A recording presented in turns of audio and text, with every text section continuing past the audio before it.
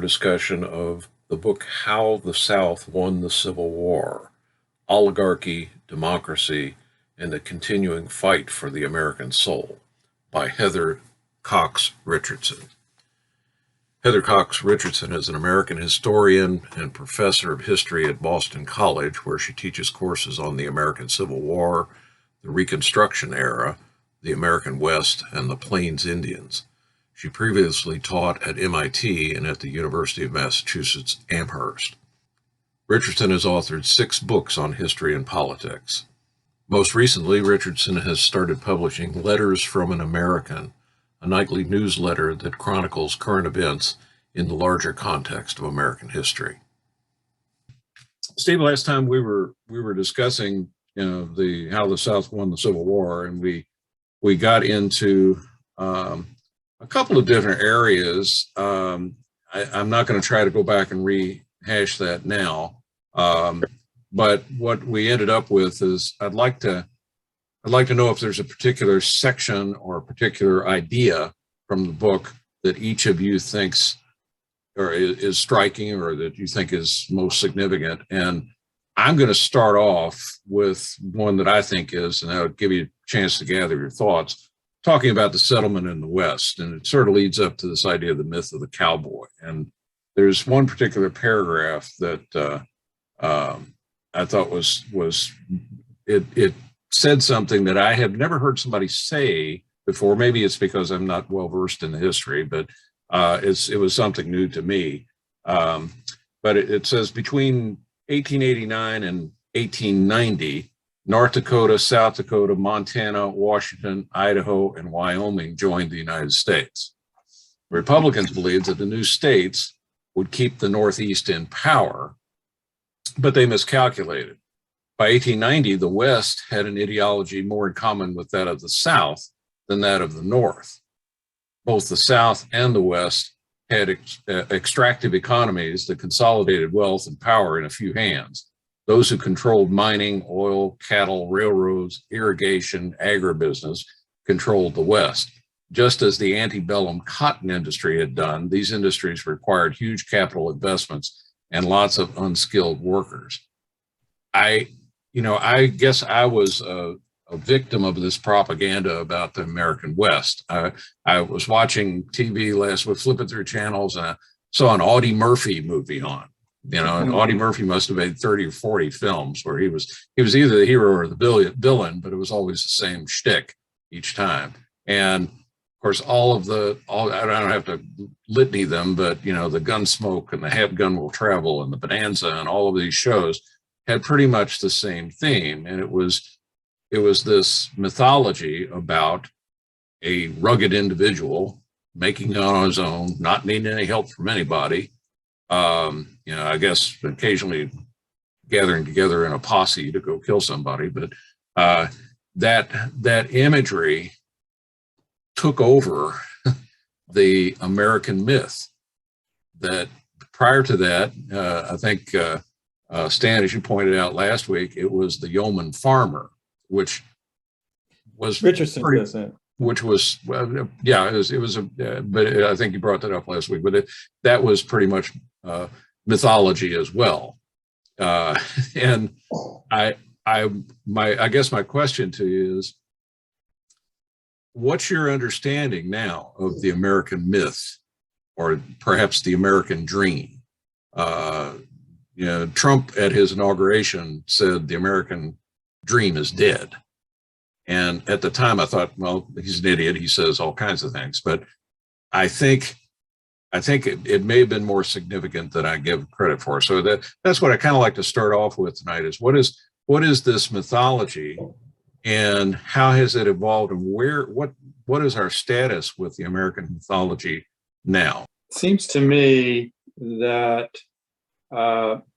things haven't changed much, that there have always been oligarchies working in our capitalistic, democratic, unequal members of society country. And it's what's surprising to me is that the themes of how the oligarchs and the demagogues and the tyrants get their way haven't changed that much. It's the same way they accumulate wealth and they accumulate power, and they get certain masses of the population to support them in the Democratic votes by telling them there are other people who aren't equal to us. If they come in, they're going to take over your position. So you need to support me. I'm the guy who's going to keep those other unequal people from coming in and ruining things for you. So it's demagoguery, fear of the outsider that makes the oligarchs as powerful as they are, and allows them to accumulate the wealth and accumulate the power. Sure, once you get the money, then you can turn that into political power.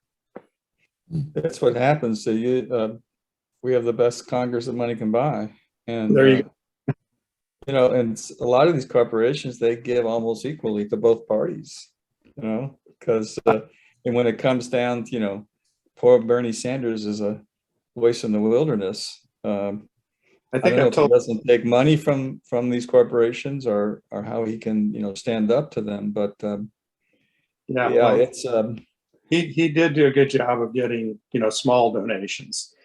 I think I told Michael this story once. In my career in federal government, we had a program where we trying to think exactly how it works. Had some funding to support blood banks, and the one time that in my career that we had a meeting with a billionaire banker who was interested in, and he had funded some blood banks. This was in Manhattan, and he flat out told us, this is when Obama was running for office for his first term. He said he had contributed to both Obama and who was he running against? McCain. McCain. And so that whoever became president, he would have an ability to, have some influence with the White House. And, he just told us that that's the way business is done. That's just kind of what they do. He preferred Obama. I wasn't sure quite why, given what he was doing. And it was a family banking business. And he was trying to persuade my boss, and I was there, accompanying my boss.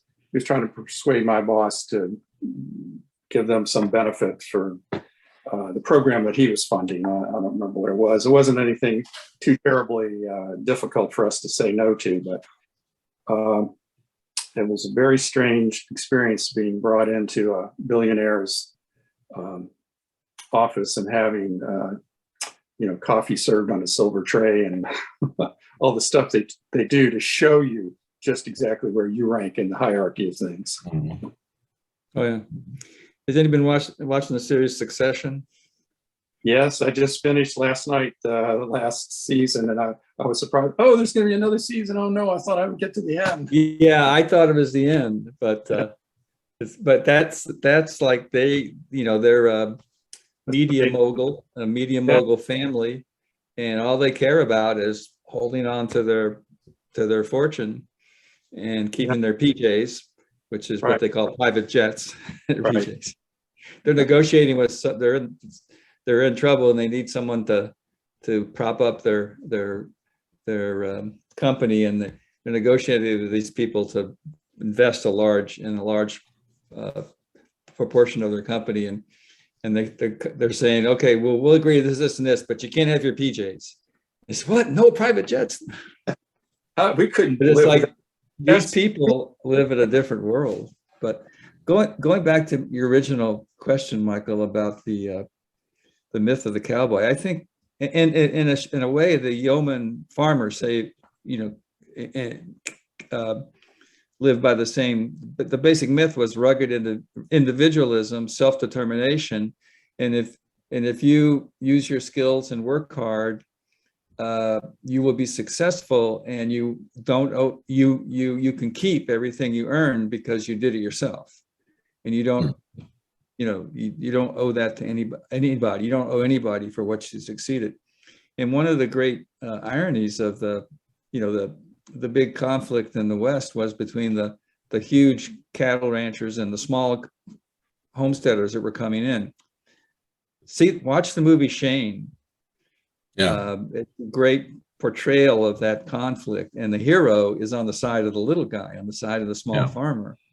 And the big companies, they're hiring Jack Palance and these evil guys that dress in black and will kill for no reason. And anyway, but the point I was going to make was what? I do ramble. No, the point is that that myth of rugged and of independent self-determination, and we're brought up that way, aren't we? It's your life, you have to make it, it's up to you, you can't blame anybody but yourself, and take responsibility, and at least that's the way I was brought up. So but the irony of the cattle ranchers was that the reason they were able to have these huge cattle ranches and be land barons was because the federal government subsidized providing for their water. They did all these big water programs so they would have enough water to feed all these cattle. And so they didn't do it on their own at all, but they forget that, All I can think about when you're listening to this conversation is the man who shot Liberty Valance. That undercuts that myth, doesn't it? Jimmy Stewart. Yeah. That's a great. Who directed that? That's don't know. John. No.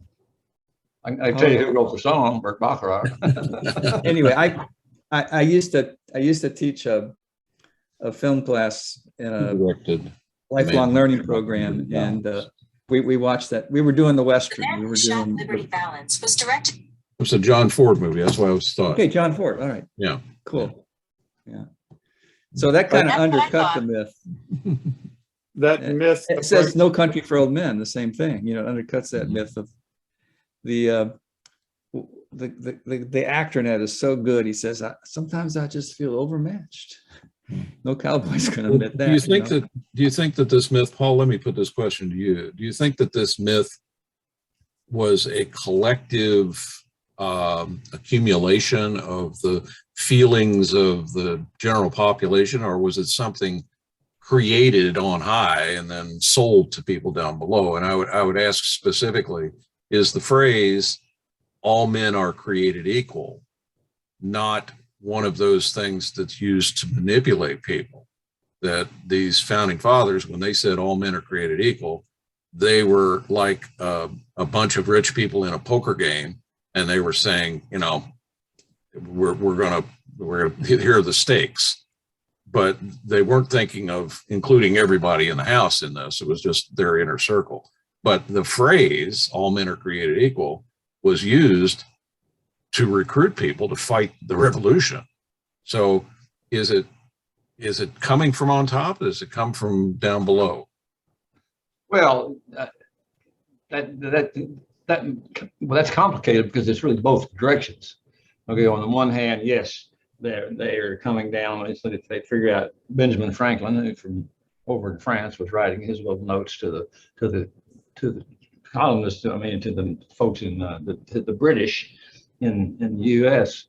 and at the same time, people are doing what they want to do because they're trying to get them to set it up so that they can go across the mountains, come down to Ohio, right? It was that at that point in the revolution, they were starting to come over the Appalachian Mountains, and so that which one of those it is in such flux all the time as you watch what was happening, which is what Heather, what's her last name, Richardson, that was part of what she was about, was that all of this stuff is tied together, and sometimes you get a little bit of this, sometimes you get a little bit of that. It's like the start of the Civil War was literally at the point when they made they voted in something in the Congress in South said that's it, bang, and it started. So yeah, I mean, I wish I had a better answer for that, because it is the case that the rich people have been, putting stuff down so that everybody, you would believe in whatever it was they had as their myth. Mm-hmm. And yet at the same time, there's some truth in it, or it wouldn't work. So Well, there are certain things that have come up. I'm sure the Horatio Alger stories of the, coming from poverty and making it in America. Some of those things still resonate with people. They think, well, I can start with nothing, and I want a system that allows me to get all I can. LeBron James can become a billionaire playing basketball. Elon Musk.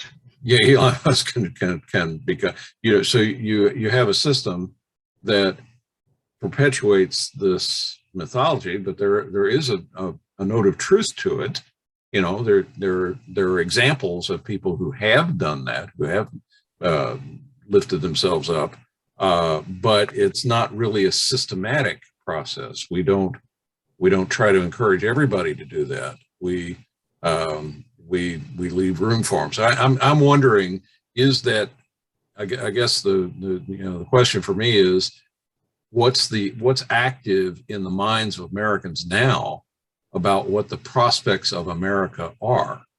Do people today still see that same land of opportunity? Or do they still see, they want that chance to go build something?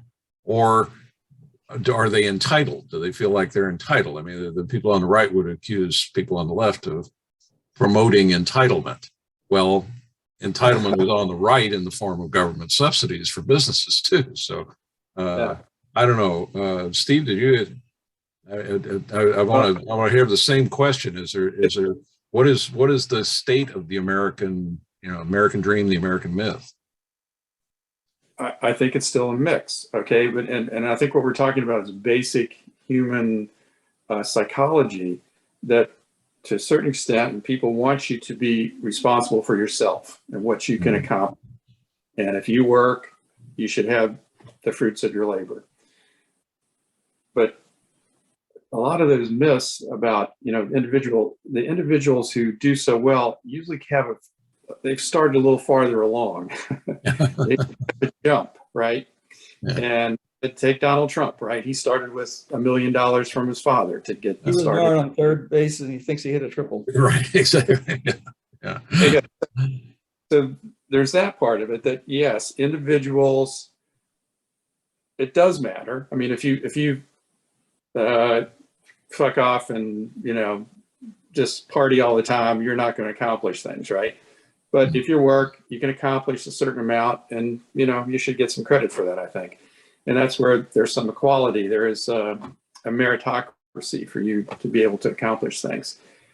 But again, you get back to the premise in the book that what's going on is leaders who don't think everybody's equal, and they're trying to keep the power in the hands of a few. And so if you're asking a question, what do people think of the American dream, the American process? I think you think both. If you're a person of color, you think maybe there's systemic racism in our justice system. Even if you're not, like me, I think there is. If you think in the capitalist system, I have the chance to make money. Yeah, you do. But you also have a chance to lose money. And, are there people who, through no fault of their own, children who are living in poverty, what do we think about them? Were they lesser than us because they were, born in a place where they have less money? So there's like the myth. The myth is so powerful. With people really being equal is quite a challenge. Yeah. The myth is so powerful and it's so captivating that people don't want to see the systemic obstacles to achieving that myth. Right. And that's, you know, if you're born with one parent, or you're born to a crack mother, or you're born in poverty, you know, and you go to substandard schools because that's what your community can afford. You're none of your family is achieved much. There's no models on how to. I mean, that I think too that, you know, I don't know what it was like in the Gilded Age, but I think we have one of the greatest unequal distributions of wealth today that we've ever had. And I think what, like you said, Steve, what the genius of Trump is he's got people believing that the people that are hurting you are these immigrants who are taking away your jobs and taking away your benefits and all of that. And when in reality, it's the economy, stupid, and the people that control it, which are the wealthy elite who, like, I think I was reading the airline industry got over $50 billion in COVID aid. And what did they do? They bought back their stock. They gave their executives raises. They cut their staff to the bone. And now people are getting bumped off flights because they don't have enough people, you know. Yeah. No one was held accountable. How'd you spend that money? No one knows. So it's, I don't know. I don't think there's a simple answer. I think I think a lot of people came to this country seeing it as a land of opportunity and a land of freedom, even to this day. You know, there's still, believe it or not, there's still an immigration program, and we're still offering political asylum. It might take a lottery to get in or whatever. And there's a place in outside of Atlanta where the government resettlement center there is for refugees who are coming in, you know, who have won the lottery, and that they're processed through this community. And a lot of them, you know, spend a lot of their life, the first couple of years of their lives in America living around here, because that's, you know, they don't have the means yet to afford more. And the church I belong to, they have a huge program. I'm starting to work in that. I'm not doing anything this summer, but in the fall, they're working with immigrants coming into this country and helping them, you know, buy groceries and tutor kids and all this stuff. But it's amazing. We had to take in Georgia, but this little town outside of Atlanta, and it's where great percentage of the refugees seeking political asylum or whatever who've won the lottery, they come into this to this town. That's where it starts. Louisville has a large number as well. You know, you were talking before about how the wealthy, the plutocrats had pulled wool over the eyes. There was a great meme a few years ago of three men sitting around a table, and one of them had a huge stack of cookies in front of him. Another one had just a few cookies, and the third one didn't have any cookies at all. And they kept going around, and the rich guy would point to the guy with no cookies, and basically, like, he's stealing your cookies. And when the guy looks, the rich guy grabs a cookie from the guy in the middle. So it kept going on and on. I thought, well, that's the picture that goes in my head, that you're being screwed by somebody. You know, if you're working for UPS or Amazon, you're busting your ass delivering packages, and you're not getting a share of that profit. You know, you're getting, you know, and the argument of the person who runs the company is, hey, you don't have to work here. You know, I'm offering you a job. If you don't want it, go someplace else. And that's really the truth of the system. You know, those folks, and the way the system was designed to work, that's it. You know, if you can't make it on your own, you just don't make it. And somehow we've gotten to believe that it's something else. That people think, well, you know, it ought to be fair. Everybody ought to have something.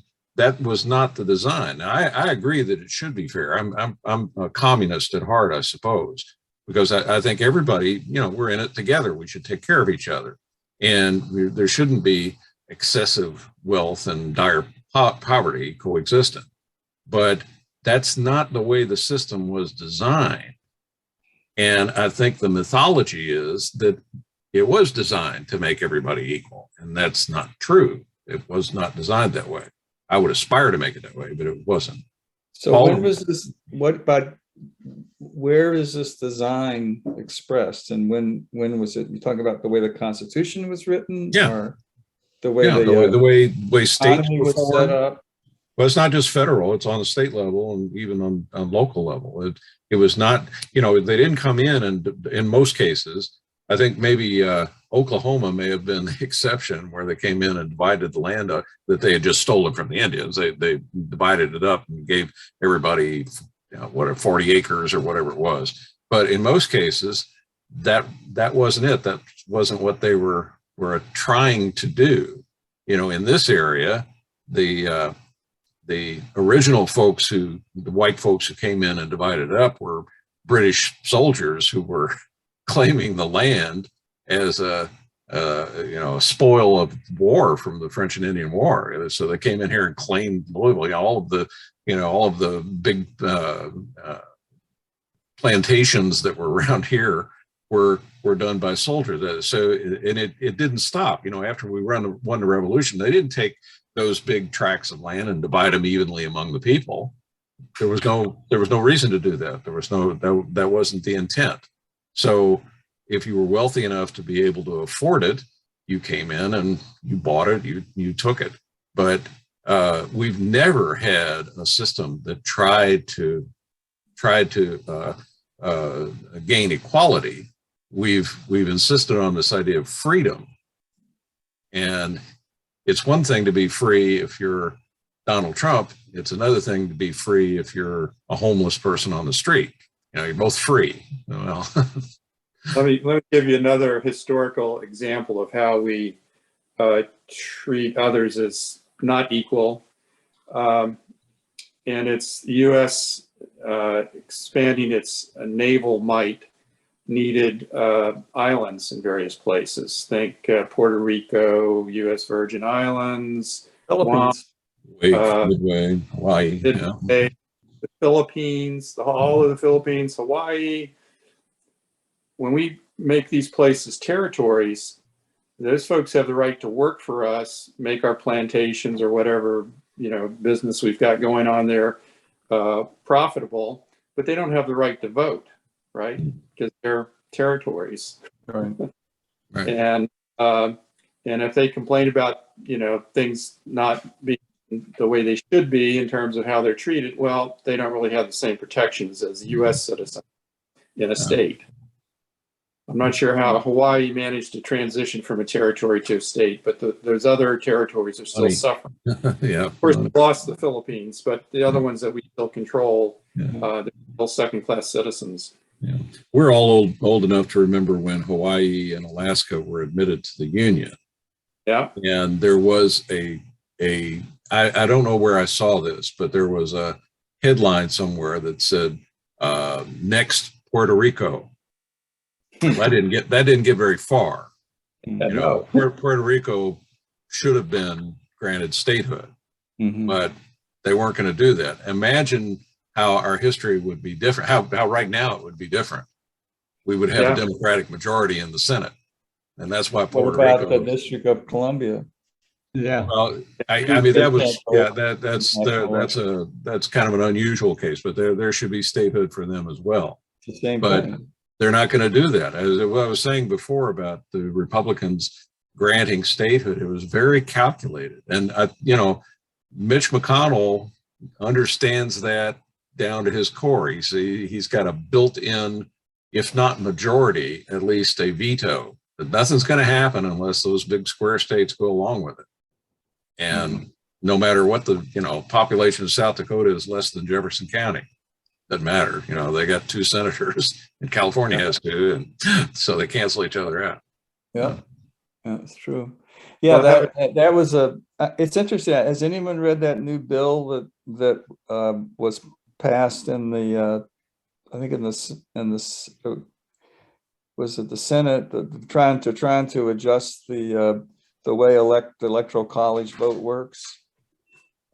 And, I haven't read the bill. I've heard the news stories, but they're trying to. I mean, right now, the electoral college was designed to give power to the South, so they could maintain slavery, right? And like Pennsylvania and Virginia Pennsylvania had a greater population of freed people than Virginia, yet Virginia had more representatives and more electors because of the slave population. Mm-hmm.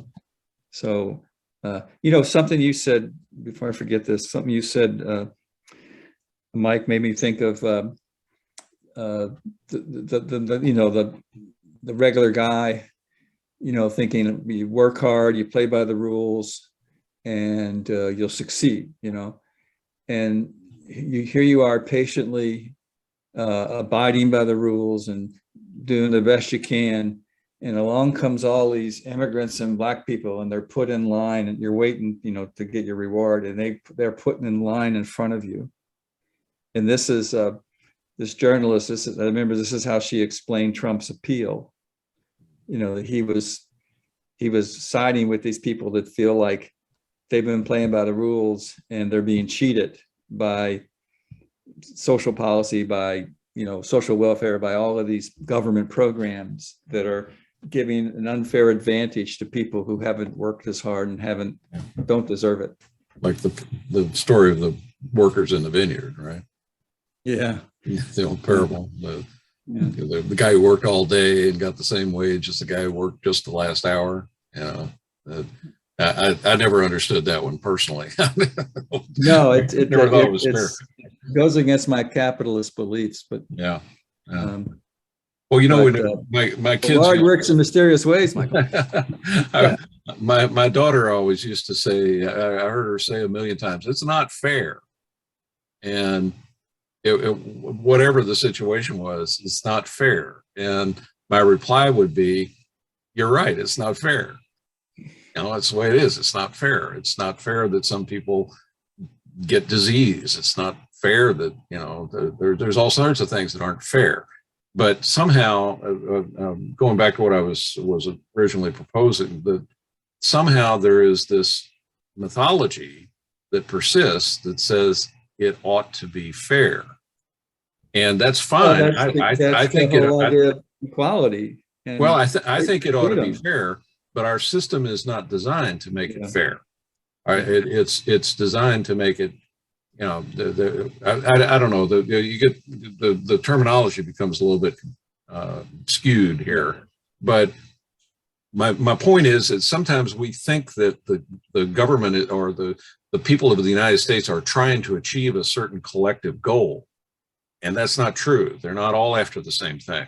No, we don't all agree. I used to say America is a country united on a common misunderstanding. We don't really know, we don't really share the same idea of what we're trying to accomplish. Paul, does that make sense to you? Is that, I know we've talked about this extensively about how you're saying that the money runs politics. Is that at the heart of it, that the folks who are doing, folks who are basically taking advantage of others or exploiting others are after a different goal? Sure.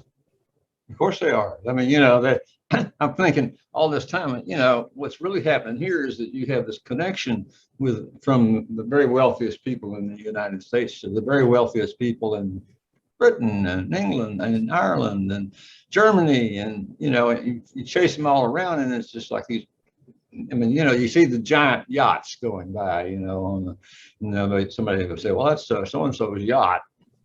Well, they took Putin's yacht thing, and so those people, and and who's challenging them? Who's going to say, well, you can't do that? I mean, the United States might do it if they decided that we needed the money, in which case we act like, an oligarch would do. We take the money and take the boat from them. But in fact, they're playing in out there in the world away from us, and we are playing here with just you and me trying to figure out how to make this little economy that we got working. Mm. Yeah. So I grew up thinking that the mission, the goal, the purpose of America was to work counter to that, so that our purpose was to eventually evolve towards a more egalitarian type of society. And recently I've changed my mind, and while that may be my purpose, I don't think that's a common desire. I don't think folks really want an egalitarian society. They want to, as the premise of this book states, that my freedom depends upon someone else's subjugation or their lack of freedom. That's the yin and the yang of it. You can't have one without. Equality's fine as long as I'm more equal than you. Yeah.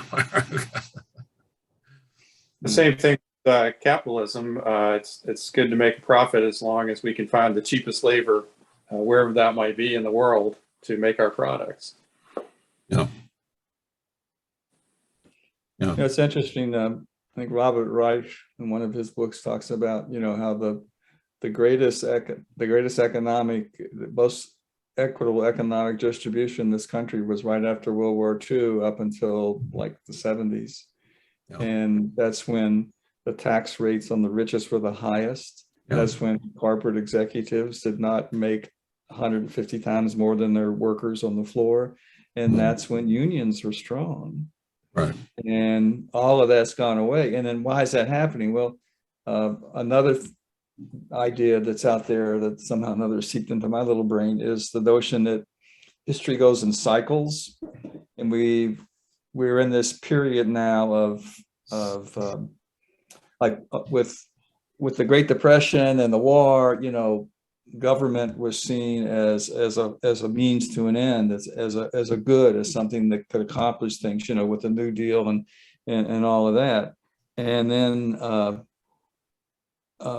along comes Goldwater, and then Reagan, and this notion that government is not the answer, it's the problem. And the 9 most scary words in the world are, "I'm from the government and I'm here to help you." That was right. a good laugh line of Reagan's. And so we're in this period now where people don't trust government, and they believe that there's a certain group, the oligarchs, who are more capable of running things, more capable of making the tough decisions, more capable of making everything work well. And we got to keep them in charge and give them whatever they need to keep this thing going, because if we left it to everyone else, it would just all fall apart. But one day it's going to fall apart, and we're going to see a return to the age of the New Deal, and all the government is going to. I mean, a lot of people thought COVID was going to be the moment where people started to realize, well, we do need big government, we do need programs, we do need somebody beyond individual states, have jurisdiction beyond the state that can. This problem's bigger than any one state, bigger than but of course that didn't last. Yeah.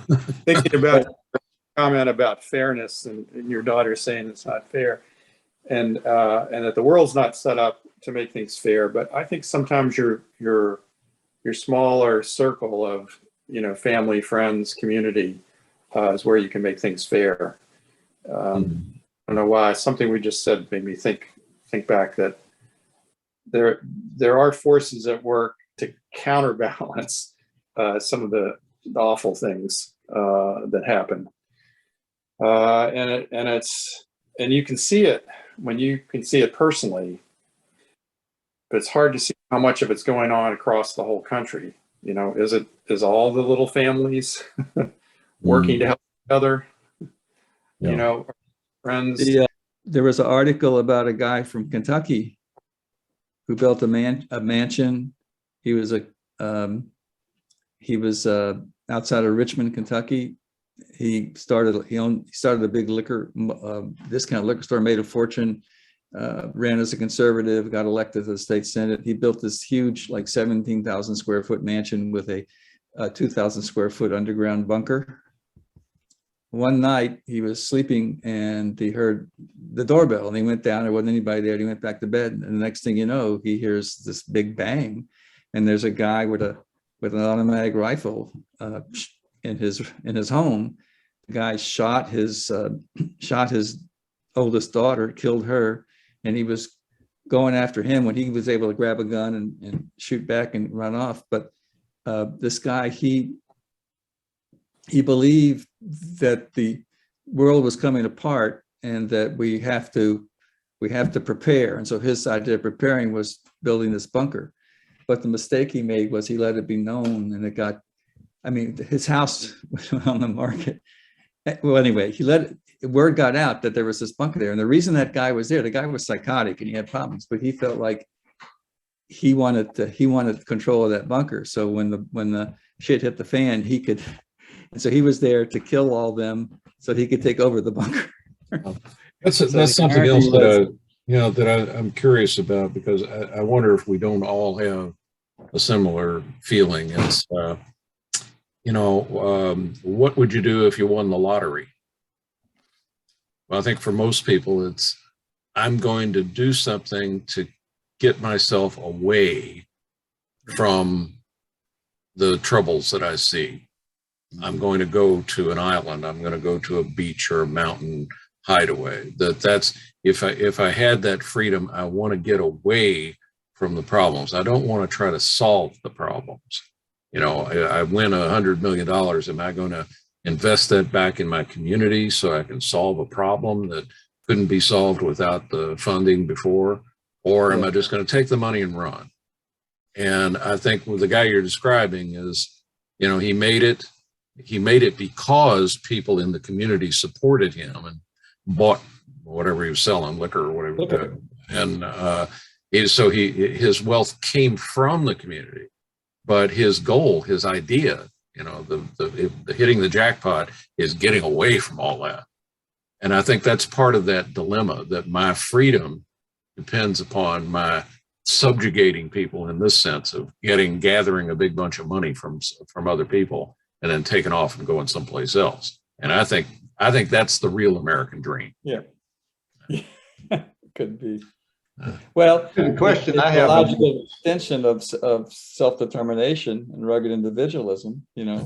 I'll get mine and I'll just use it to protect myself from everyone else. Yeah.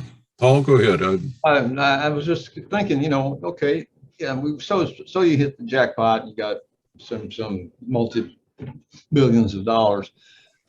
Where are you going to go? Mm-hmm. Where people aren't going to be coming after you, know who you are, and come looking for you, borrow money from them, and so forth. I mean, in this sense, a lot of what we talk about getting away is no longer available. Yeah, that's why Musk and Bezos are building rockets to get off the planet. Yeah, well, all right, here or there, buddy.